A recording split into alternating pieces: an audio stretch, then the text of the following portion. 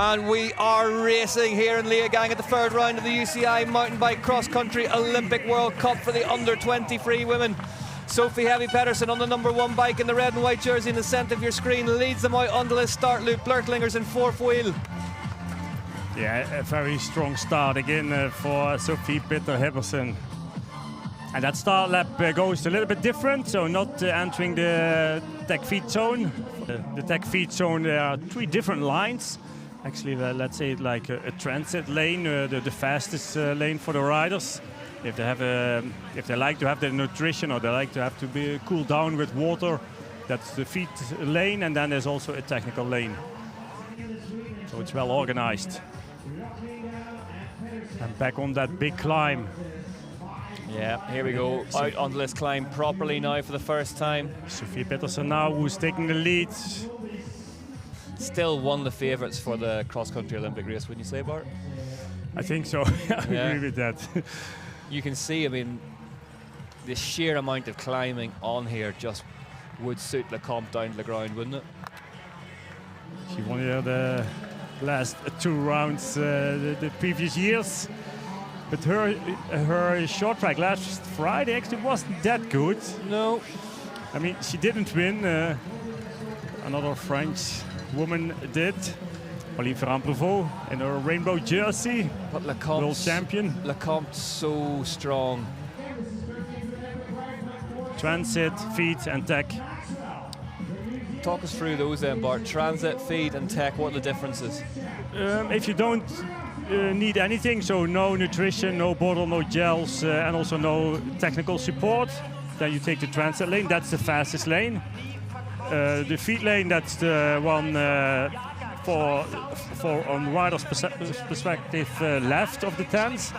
So what Bart and I are talking about, the handlebars themselves, they feature a bit of backward sweep towards the rear of the bike, and depending on where you roll them in the stem can really affect where you sit and stand on the bike and how the front end of the bike feels. And the one-piece stem and bar. Oh, from Thiel. I think she... Ooh, she lost the front wheel on the road. Not a nice one, but she largely got away with it. I think she slid quite far there. Luckily it was a good one. See a good that crash, again. and you can see the front wheel, end. yeah, on that road. And she got the hands out in front of her. For the final lap. Just taking a bar. I think it's a gel. A gel, sorry. But yeah, the nutritions are very important also for these riders. You mentioned that. Go around that left-hand corner and it just kicks again at you. Yeah, but if you blow up too early in that climb and you have to do still that steep part, you will, you are easily lose a lot of time.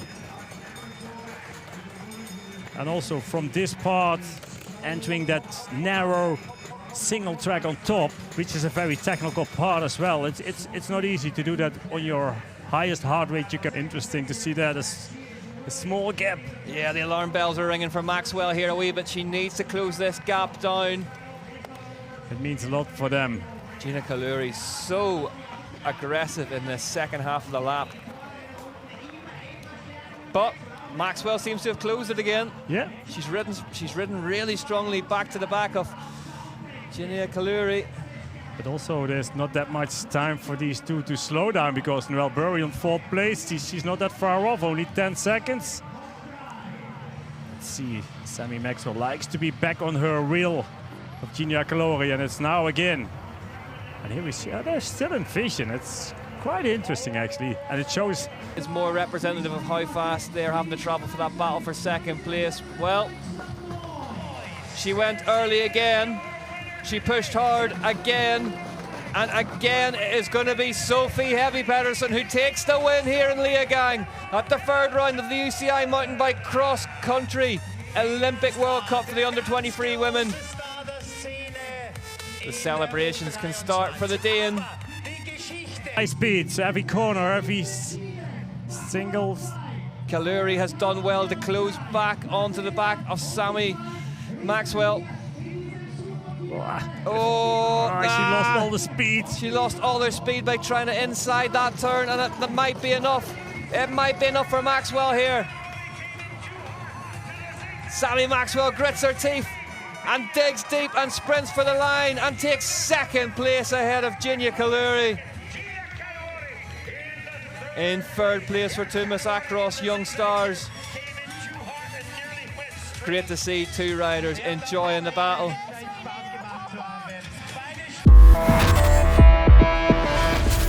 I was actually a bit nervous before this race because this course is so different from the two first World Cups.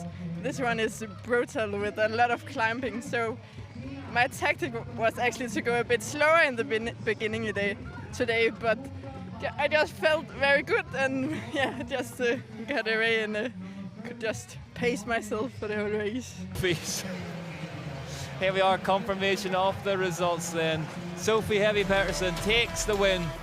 1 minute 8 seconds, but that is flattering for the rest of the field. Samara Maxwell, superb in second place, ahead of Gina Kaluri. Sarah Corton-Novus, 11 for Santa Cruz RockShox Pro Team. Zoe Cuthbert in 17th, the Australian.